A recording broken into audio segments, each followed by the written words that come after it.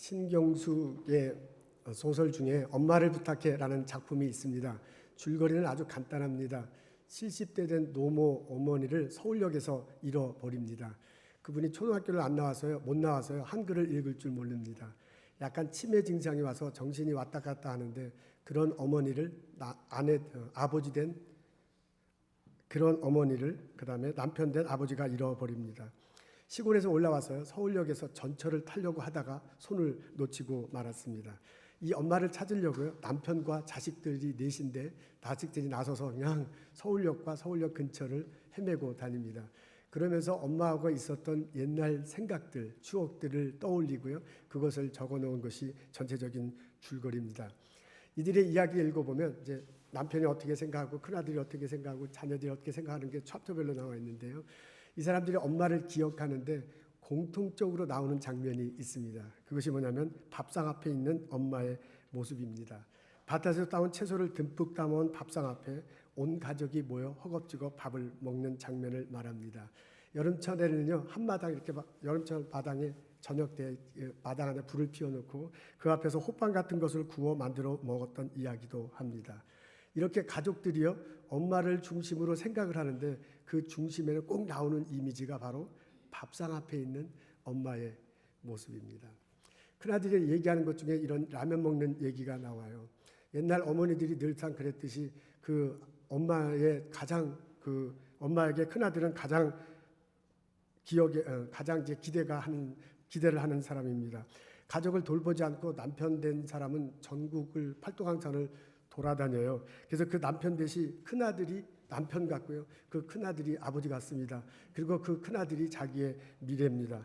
그래서 큰아들한테 사랑한다는 말 한마디도 해본 적 없지만은 마음속 깊은 속에서 가장 사랑하는 사람이 바로 큰아들입니다. 그 큰아들에게 사랑을 표현하는 것 중에 하나가 뭐냐면 라면을 끓여주는 거예요. 그래서 집안일 하다가 푼돈을 모아가지고 이렇게 모아놓은 상태에서 장터에 가게 되면 라면 봉다리를 삽니다. 하나, 둘, 셋, 넷, 5개, 10개짜리 한 봉다리를 사와가지고 그걸 다른 가족들이 볼까봐 뒤편에 있는 장독대 밑에 장독에다 이렇게 숨겨놓습니다. 그리고 초등학교 다니는 큰아들이 100점을 맞아 오면 그 다음에 동생들 보고요 저녁 먹고 동생들 보고 빨리 자라고 막 그래요. 그래서 이제 동생들이 자는 것을 보고 난 다음에 큰아들만을 위해서 라면을 끓여줍니다. 근데 어떻게 동생들이 그 잠을 잘 수가 있나요? 오랜만에 그 막 라면 끓이는 냄새가 나고요. 형이 막 이렇게 오빠가 라면 먹는 소리가 들리니까 이불 밑에 있으면서도 도저히 잠이 안 오는 거야. 그래서 형은 막 라면을 먹고 있고 동생들은 이불 밑에서 침 삼키고 있다가 싹 이불 위를 이렇게 쳐다봅니다. 이러면서 이제 라면을 먹는 오빠하고 큰형하고 이제 눈이 마주쳐요. 그러면 이제 형도 형 나름대로 그 라면 안 넘어가잖아요. 그러니까 엄마가 할 수 없이 다 일어나라 그래가지고요. 장독대에 가서 라면 하나를 갖고 와서 큰 가마니 솥에다가 물을 왕창 부어요. 그리고 그 라면 하나를 끓이는 거야. 그리고 그 라면 하나를 3명이서 나눠 먹었던 추억, 그런 이야기를 하는 것을 볼 수 있습니다. 남편 된 사람은 아내 때문에 사람들이 당신 집에 들락날락했던 것을 자랑스럽게 기억합니다. 사람들은 아내가 내놓은 밥이 따뜻하다고들 했다. 아내가 텃밭에 나가 아욱을 쑥쑥 베어와 된장국을 끓이고 배추고기를 뽑아 겉절이만 해놓아도 모두들 밥 한 그릇을 맛있게 뚝딱 비워냈다. 국은 간이 맞고 겉절이는 고소하다고 했다. 모내기를 할 적에 아내가 밭에서 햇감자를 캐다 갈치를 넣고 지져서 셋밥과 함께 내오면 일하던 사람들은 입이 미어져라 밥을 밀어 넣었다. 지나가던 사람들도 멈춰서서 밥을 얻어먹고 갔다. 다른 동네 사람들도 당신 집 일을 하러 오려고들 했다. 아내가 내오는 셋밥을 먹으면 뱃속이 든든해 일을 고부로 하고도 배가 고프지 않다고들 했다. 식구들이 마루에 앉아 점심을 먹는 참외 장수나 보따리 옷장수가 대문을 기웃거리면 아내는 자리 한 귀퉁이를 내주고 밥을 먹고 가게 했다. 그렇게 아내는 모르는 사람들과 밥을 먹으며 허물없이 지냈다. 이렇게 엄마는요 밥상을 통해서 식구들과 사랑을 나누었고 밥상을 통해서 이웃들과 인연을 맺어왔습니다. 밥상에 올라간 채소를 기르면서 희생을 담았고요. 밥상에 올라간 밥과 음식을 만드는데 정성을 뿌렸고 그것을 식구들과 먹이고 이웃들과 나누면서 사랑을 보여주었습니다. 밥상은 엄마의 표현 통로였습니다. 밥상은 엄마가 자신이 살아있는 이유를 발견하게 하는 것이었습니다. 밥상은 엄마는 밥상을 통해서요 자신의 존재 가치를 뿜어낼 수 있었습니다. 엄마는 밥상을 통해 자신의 힘을 발휘할 수 있었습니다. 밥상이 곧 엄마고 엄마가 곧 밥상이었습니다. 그 엄마를 잃어버린 거예요.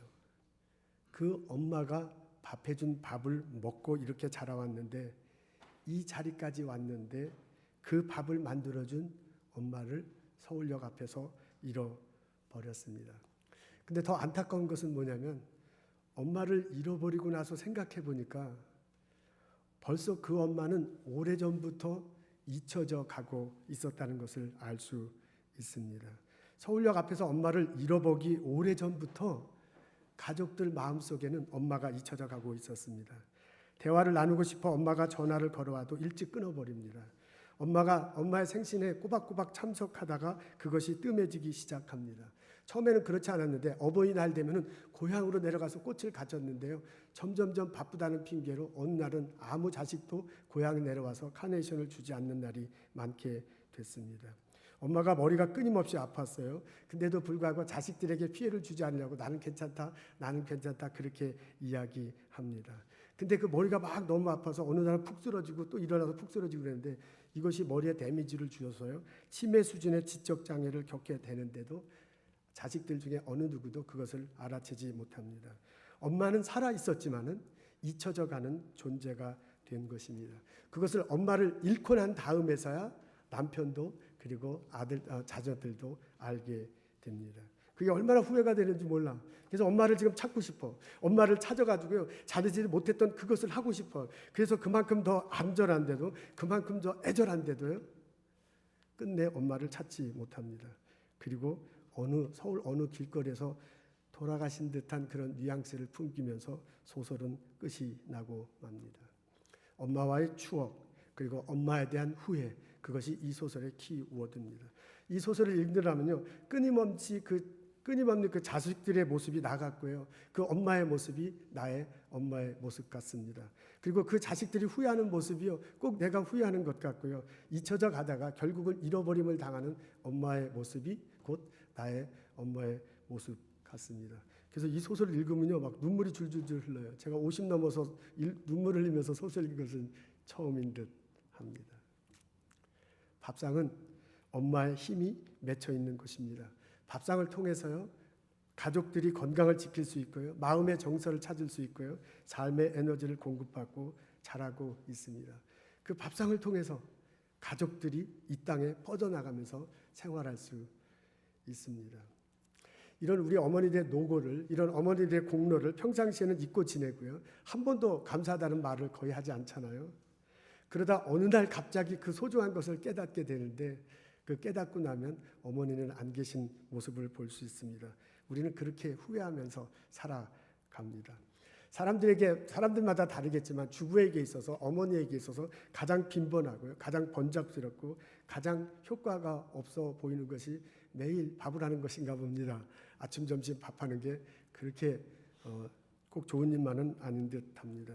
식사 시간은 어김없이 찾아오잖아요. 아침 지나고 난 다음에 점심 좀 있으면 저녁 그리고 하루만이면 그게 아니라 그 다음 날도 또 아침 점심 저녁 그래 해야 돼요. 우리 집사람이 맨날 그런 소리 하더라고요. 한국 음식 만들 때 보면은 그 시간이 많이 들잖아요. 음식 만들 때 시간은 많이 걸리는데 먹을 때 보면 아주 금방 먹고 맙니다. 한국 음식은 반찬 가지수가 많습니다. 반찬 가지수가 적으면 괜히 정성이 덜한 것 같아요. 그래서 하여간 잘 먹지 않는 것도 하여간 반찬을 많이 나와야지 그 사람을 잘 대접하는 그런 기분이 듭니다. 그래서 밥을 하고요, 국도 하고요, 반찬도 많이 하다 보면 이 밥을 먹으려면 참 번잡스러워요. 미국 음식은 접시 안에 놓고 이렇게 먹을 수도 있잖아요. 근데 한국 음식은 그렇게 먹기가 참 쉽지 않습니다. 한국 음식은 식으면 또 맛이 없어요. 그러니까 딱 식기 전에 얼른 먹어야 돼. 여러 가지로 볼 때 주부가, 아내가, 어머니가 밥을 준비해서 반찬을 준비해서 가족들에게 먹이는 건 참 힘든 일이고 번잡한 일인 것을 알 수 있습니다. 그렇다고 그래서요, 내가 오늘 밥을 특별히 맛있게 했다고 그래서 오늘 특별히 맛있다는 그런 소리를 하는 것도 아니잖아요. 오늘 내가 좀 덜 했다고 해서 갑자기 가족들이 건강이 나빠지는 것도 아니고 오늘 아주 정성 들였다고 해서 가족들이 건강이 갑자기 눈앞에 보이게 좋아지는 것도 아니에요. 그러니까 무슨 성과가 눈앞에 당장 나타나는 것도 아닙니다.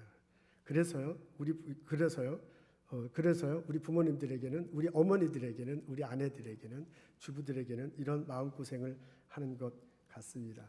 이렇게 매일 아침, 점심, 저녁, 아침, 점심, 저녁 별 효과가 없는 것을 계속 이렇게 하다 보면 마음속에 자괴감 같은 것도 드는 모양입니다. 자신의 존재가 하찮아 보여요. 그리고 삶이 어설프게 보여요. 그리고 나는 이게 반만하는 사람인가 보다 라는 생각도 품게 됩니다. 요즘은 그런 소리 잘 못 듣는데 저희 어머니 때에 있어서는 그 어머니들은 부엌대기다 라는 그런 소리를 자주 했습니다. 나는 부엌대기야, 나는 부엌대기야, 부엌에서 그냥 반만하는 사람이야 라고 그렇게 자조적인 소리를 하는 소리를, 한탄을 자주 들었던 것 같습니다. 그런 한탄을 하면서 그걸 마음속에 다듬으면서 그것을 마음속에 두둠하면서 우리의 어머니들은, 우리의 부인들은 평생을 우리를 위해서 밥을 지어 주십니다. 이런 어머니의 속내를, 이런 부인의 속내를 우리는 잘 모릅니다. 어머니가 떠나고 난 후에야 그것이 느껴져. 그리고 난 후에야 한심해. 그게 얼마나 한심하다는 걸 알면서도 우리는 그렇게 살아가고 있습니다. 그러면서 오늘 또 하루를 맞고요, 또 주일을 맞고 어머니 주일을 맞이해서 우리 어머니들을 회상하고 있습니다. 오늘은 어머니 주일입니다. 지금 이 시간 그 어머니를 기억합니다. 나와 함께 있는, 그리고 밥을 해주는 아내를 기억합니다. 수고하신 그분들에게 참 마음속으로 감사한 것들이 참 많습니다. 오늘은 우리 어머니들을 생각하고요, 기억하고 그분들의 다 같이 한번 박수하면 어떻겠습니까? 다 같이 하겠습니다.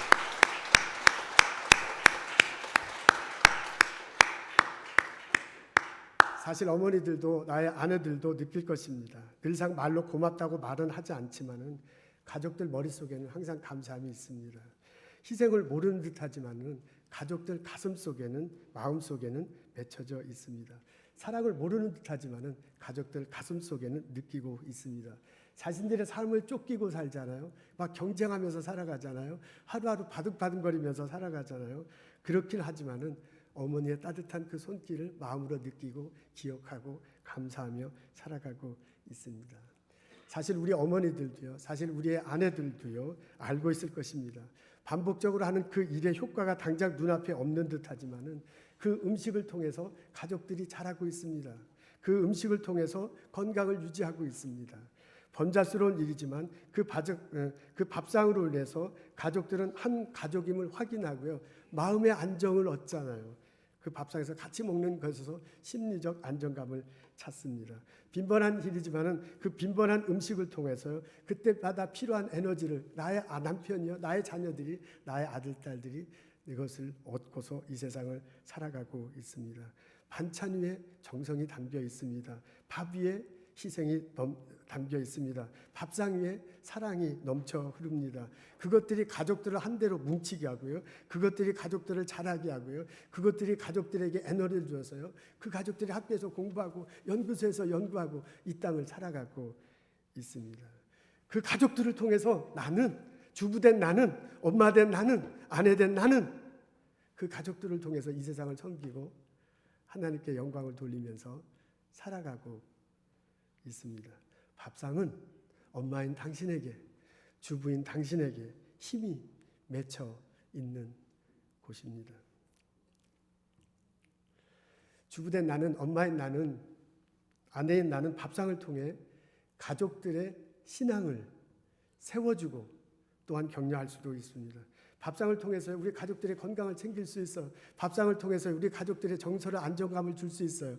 밥상을 통해서요, 삶의 에너지를 나의 아들과 딸과 나의 남편에게 줄 수도 있습니다. 그럴 뿐만 아니라 밥상을 통해서요, 그 사랑함을 통해서 나의 가족의 신앙을 싹트게 하고 그 신앙을 자라게 할 수도 있습니다. 오늘 저희들은 구약성경의 룻기를 읽었습니다. 룻은 오늘날 요단 지역 남쪽에 모압이라는 나라가 성서시대에 있었는데 그 지역에 살던 사람입니다. 오늘날 이스라엘 사람들 가족들이요, 자기 지역에 이민을 왔습니다. 우리 식으로 얘기하면 거기에 흉년이 들어서 먹을 것이 없어서 모압 지역으로 온 듯 합니다. 근데 이 룻이라는 사람이요, 그들 중에 두 아들이 있는 가족이 있는데 그 중에 말론이라는 아들과 함께 결혼을 합니다. 근데 룻이 결혼을 하는데 그 삶은 평탄하지는 못했듯 합니다. 왜 그런지 시아버님이 갑자기 돌아가시고요. 좀 있다가 남편도 그리고 시동생도 돌아가십니다. 그러니까 이제 혼자 어머니만 남았는데, 시어머니만 남았는데, 그 시어머님이 여기서 혼자 살기가 좀 막막한 그런 상황이 됐어요. 그러던 차에 모압 땅에도 흉년이 듭니다. 그리고 자신의 고향인 베들레헴은 풍년이 들어서 먹을 것이 많다는 소식을 듣게 됩니다. 그래서 시어머니가 고향으로 돌아가려고 그래요. 그리고 이제 며느리들한테 나는 이제 고향으로 돌아갈 테니 너희들은 여기 있어라라고 그렇게 얘기해요. 근데 이제 한 며느리는 그냥 거기 있는데 이 룻이 시어머니를 따라오잖아요. 그래서 이제 베들레헴에 왔습니다. 와서 하니까는 뭐 그동안 다른 나라에 갔다가 왔으니까 경작할 것도 그리고 머물 것도 당장 이게 먹을 것이 만만치 않은 그런 상황이 됐습니다. 근데 때는 볼이 추수할 때인데요. 양식도 없고 농사 지은 것도 없으니까 어떻게 할 수가 없어서 남의 밭에 가서 이삭을 줍고 그 이삭을 갖다가서 이제 먹으려는 그런 계획을 갖고 있었습니다. 그래서 이제 우연히 찾아간 밭이 보아스라는 농부가 이제 주인인 그런 밭에 찾아갔습니다. 나중에 알고 보니까 그 보아스가 죽은 남편과 먼 친척이 되는 사람이라는 것을 알게 돼요. 근데 이 보아스가 룻이 어떤 사람이라는 것을 이미 알고 있었어. 그래서 룻을 알아보고요. 자기들 이제 새참 간식이죠. 일하는 농부들과 함께 이제 간식을 먹는 참에 그 룻을 부르잖아요. 초대를 하잖아요. 그래서 여기서 같이 먹으라고 그렇게 얘기해요. 그리고 자기 밭에서 일하는 다른 농부들에게 이 사람을 좀 배려해 줄 것을 말합니다. 그래서 이제 농사를 이렇게 보리를 하고 난 다음에 이삭을 읽고 그 이삭을 줍는데 이 여자도 와서 잘 줄 수 있도록 그렇게 배려를 합니다.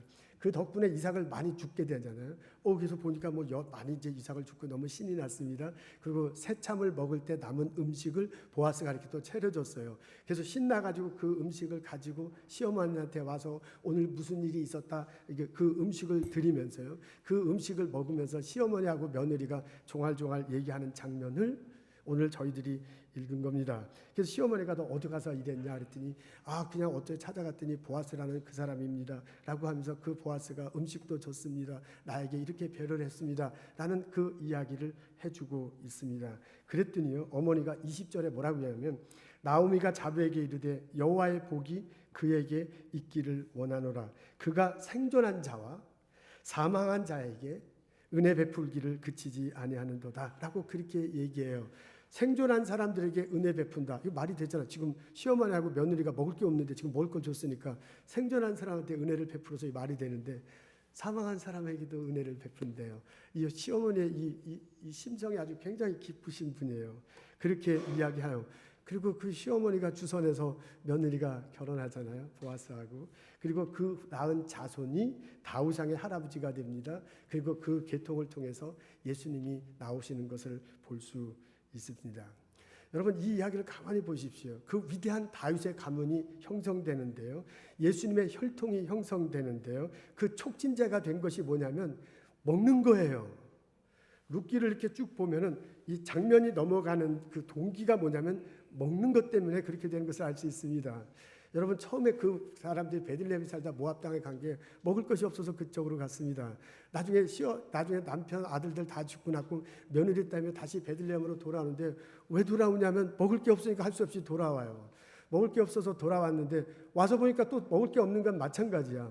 그래서 자기는 어떻게 하지 못하고 며느리 보고 가서 솔직히 말해서 동양에 오라는 거하고 똑같은 거잖아요. 먹을 게 없어서 며느리를 내보내가지고 그 이삭을 죽게 한 거예요. 근데 그 먹을 것 때문에 보아스를 만나게 되고요. 그 보아스가 준 음식을 놓고 식사했다. 오늘 읽은 데 보면 이제 보면 식사했다는 딱 그런 단어는 없지만은 그 앞부분에 보아스하고 이제 농부들하고 밥 먹는 장면 나오고요. 그 먹는 것을 가지고 왔다라고 어머니에게 드렸다 그 장면이 나와요. 그 말은 뭐예요? 어머니하고 같이 밥을 먹는 거거든요. 밥을 먹으면서 오늘 있었던 얘기를 해.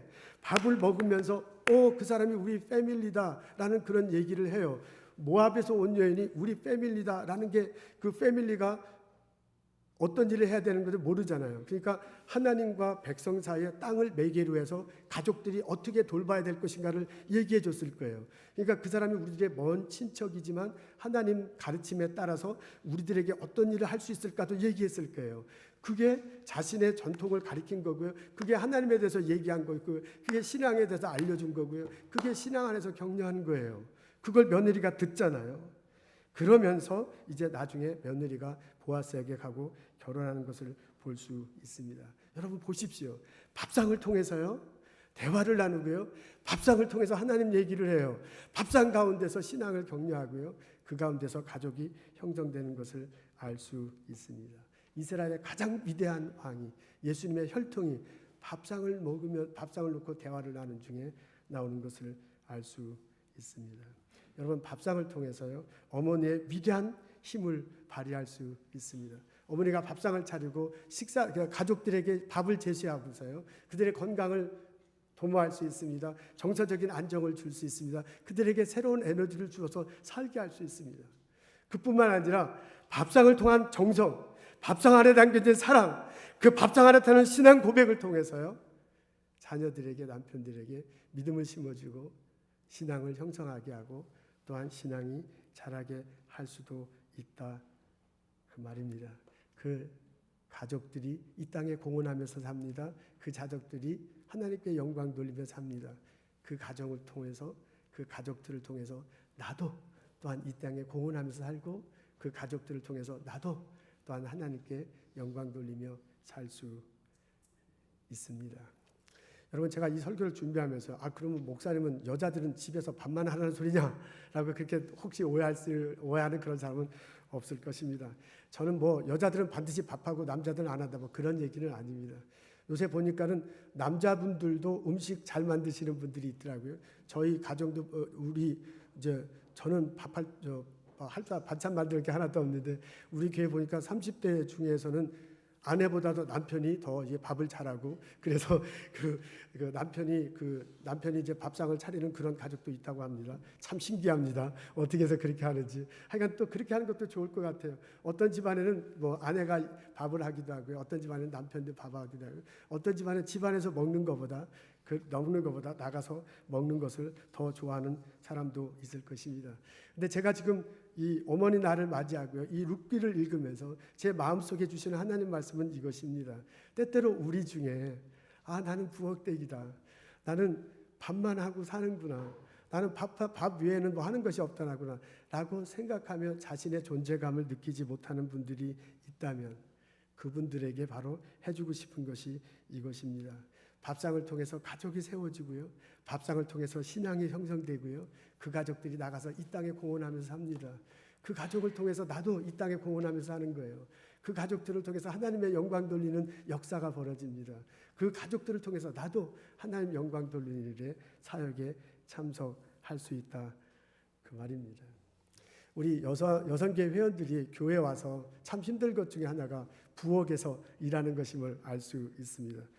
부엌에서 일하는 게 너무 힘드니까 그것이 즐거움일 수도 있지만 그것이 너무 어려워서 또 시험에 드시는 분도 있는 것도 볼 수 있습니다. 신앙생활 하는 것도 좀 지주하시는 분도 있는 것 볼 수 있습니다. 이분들에게 감사드리고요, 이분들에게 꼭 말씀해주고 싶었습니다. 여러분들의 희생과 여러분의 헌신과 여러분의 사랑의 봉사로 인해서 교회가 편안합니다. 교회가 성장하고 있습니다. 우리가 이게 나와서 점심 때 그 밥 한 그릇이고 반찬인데 그게 사실 준비하기가 굉장히 어렵잖아요. 이게 많은 식구들 밥을 하기는 참 쉽지 않습니다. 밥과 반찬을 하기는. 그래서 이제 쉽지 않은데, 그래서 이제 한 사람이 그 밥 놓고 국 놓고 먹으면서 한국말로 얘기하는 그 가운데 우리가 서로 위로가 되잖아요. 서로가 격려가 되는 것을 볼 수 있습니다. 누군가 한 사람은 이렇게 땀 흘려서 일한 그 밥 한 그릇을 통해서 대화를 나누고 새롭게 태어납니다. 누군가 한 사람은 그것 때문에 한 주일을 사는 용기를 얻습니다. 이런 점에서 여성교회원들이 이제 우리 남성교회 회원들도 밥하고 이제 그렇게 참석을 하죠. 교회 와서 음식을 준비하는 게 힘들다라는 것보다 더 큰 의미가 있는 것을 알 수 있습니다. 이런 점에서요, 우리 교회 와서 밥하느라고 수고하신 여성교회 회원들 여러분들에게 이 자리를 빌어서 너무너무 감사드립니다. 오늘 보면 나오미가 보아스에게 축복을 선언하잖아요. 축복을 선언하자. 여호와의 복이 당신들에게 있기를 원하노라. 당신은 이 축복을 받을 자격이 있노라 하고 나오미가 보아스에게 축복을 선언한 장면을 봅니다. 그 말이 내 마음속에 담아지고요. 여성교회 회원들 집에서 여기 교회 와서 애쓰고 수고하시는 분들에게 이 축복을 선언하고 싶습니다. 여호와의 복이 당신들에게 있기를 원합니다. 당신들이 온 교우들에게 은혜를 베풀고 있습니다. 우리 옆에 우리 옆에 여성교회 회원들이 있거든요. 남성교회 회원들이 그 옆에 아내도 있고 옆에 이제 또 다른 이제 여성교회 회원들인데 그분들에게 이렇게 말했으면 어떻겠습니까? 참 감사합니다. 이렇게 교회에서 봉사해 주셔서 감사합니다. 이렇게 한번 얘기하면 좋겠습니다. 우리 옆에 있는 여성교회 회원들에게 한번 얘기하죠. 뒤에 있는 분들에게 감사합니다. 너무너무 감사해요. 우리 이 시간 뭐 여성교회 회원들이 다 밥하고 막 집에서도 밥하고 교회 와서도 식사하고 준비하는 거 너무너무 힘든데 다 힘든데 특히 여성교회 회장들이 굉장히 고생이 많으세요. 그 여성교회 오거나이즈하고 또 밥도 하고 막 이래야 되잖아요. 우리 성령학교에 오셔서 여성교회 회장 하셨던 분들 있죠. 30년 전 40년도 좋아. 여성교회 회장 했던 분들 그분들 한번 잠깐 일어서세요. 지금 여성교회 회장 한 분밖에 안 계세요? 여성교회 회장 했던 분들 일어나세요. 아니 3분밖에 안 계세요? 더 있을 텐데. 일어나십시오. 아니 그리고 현역 여성교회 회장은 어디 가셨어? 지금 부엌에 갔어요? 지금 부엌에 있으니까. 남편이 대신 받으세요. 자, 우리 여성교회 회장들 수고했어요. 우리 다 같이 박수 한번 해야 돼요.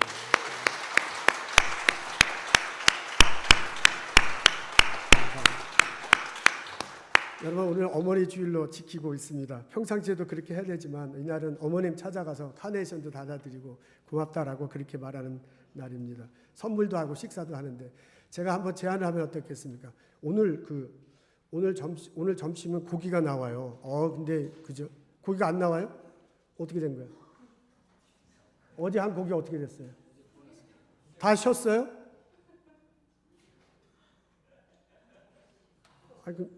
아니 그거 왜 하루 만에? 어제 그 고기 굽느라고 5시간 애썼습니다. 어떤 집사님은 와가지고 고기를 굽는 건지 먹는 건지 잘 모르게 하여간 열심히 했는데 다 쉬어버렸어요. 그래서 오늘 못 먹어요. 이거 큰일 났군요. 날씨 때문에 그렇습니까? 이거 참. 오늘 남편 오늘 그래서 우리 저 여성교회 회장님 좀 연락했군요 밑에서. 큰일 났네요. 우리 그렇다면은 우리 남편 된 분들은 아들 된 분은 오늘 저녁에 남편을 위해 부인을 위해서 어머니를 위해서 음식을 좀 하시면 어떻겠습니까? 그렇게 제가 권면합니다. 웃소리도 나왔습니다. 제가 이렇게 하자고 큰 소리를 치는데 저는 큰 소리 치지 못할 게 제가 반찬 할 수 있는 게 딱 하나인데 그게 뭐냐면 라면 끓이는 거예요. 근데 우리 집사람은 라면 먹는 걸 별로 안 좋아해요. 하여간 뭐 그것도 먹겠다면 제가 끓이도록 하겠습니다. 우리 반찬을 해서 아내를 위해서 어머니를 위해서 음식을 준비하고 이렇게 말하십시오. 밥해줘서 감사합니다. 당신이 있어서 온 가족이 서 있습니다. 당신이 있어서 우리 집안이 신앙 안에서 든든히 서가고 있습니다. 우리 동영상 하나 보겠는데요. 호주에 유학을 간 청년들이 있는데요.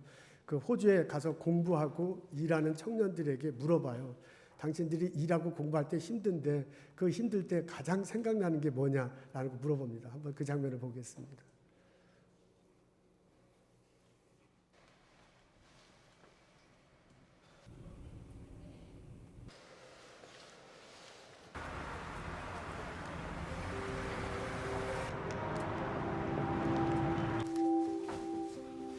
현재 하우스키핑으로 들어가서 하고 있어요.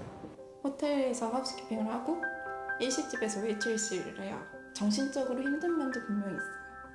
내가 여기까지 와서 왜 이걸 하고 있지 이런 것도 분명히 있고 안 된다. 그래서 참다 제가 막 울면서 좀 이렇게 매달렸어요. 사정을 했지.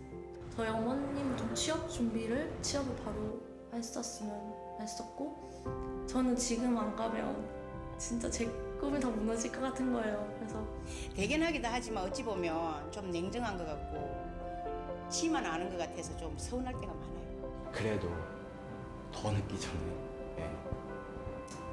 한번 제 인생을 살아보고 싶어서 왔어요. 일할 때 보면 가족들이랑 밥 먹으러 오잖아요. 그러면 그리워요.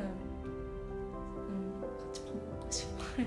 먹고 싶은 거는 한국에서 다 먹고 뭐 엄마가 맛있는 것도 해주고 막 이랬었는데 그게 안 되니까 먹을 때 걔 겉절이를 좋아해요. 겉절이 이렇게 담으면 걔 생각이 나는 거야. 같이 앉아있는 상이 되게 그리우니까.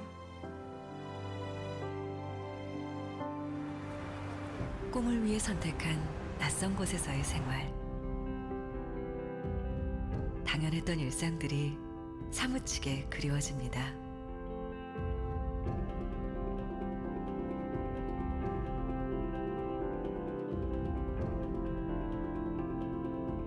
우린 꿈을 향해 달려가는 청춘들에게 특별한 선물을 하기로 했습니다. 첫걸로 이렇게 시켜요.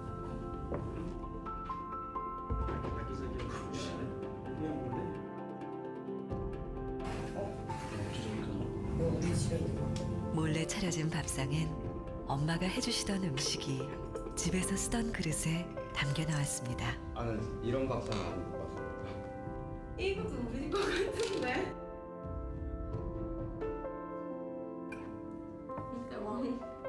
이거 내 건데? 이겼어요? 먼저 놔둘게.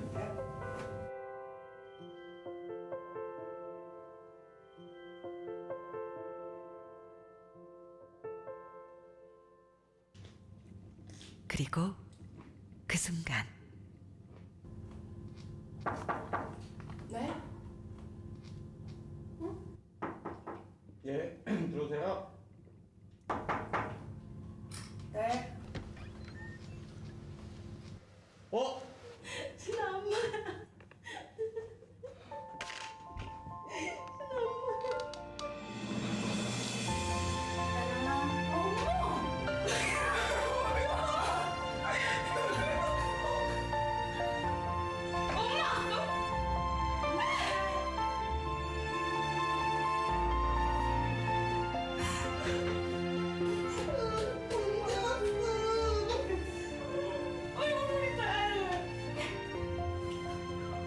왜 울어?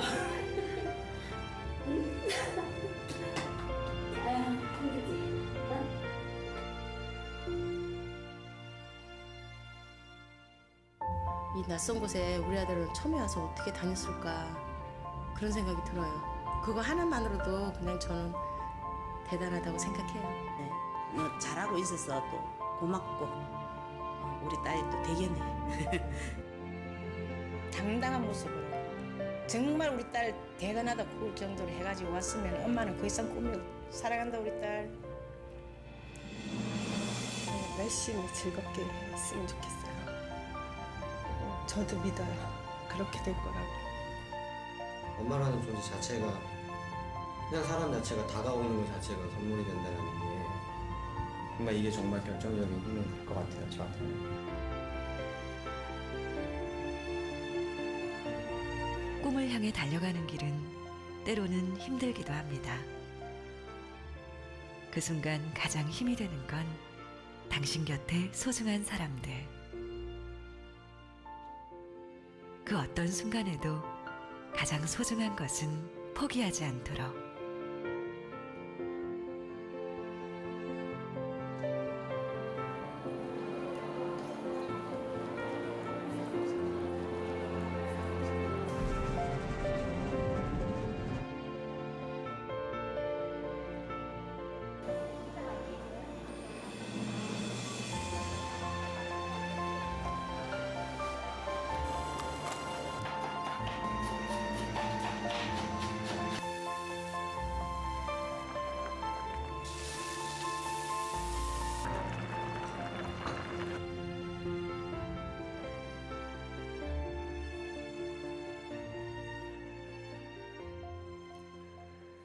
예, 감사합니다. 룻과 나오미 가족에게 내렸던 축복이 우리 모든 가족에게 임하기를 주님의 이름으로 축원합니다.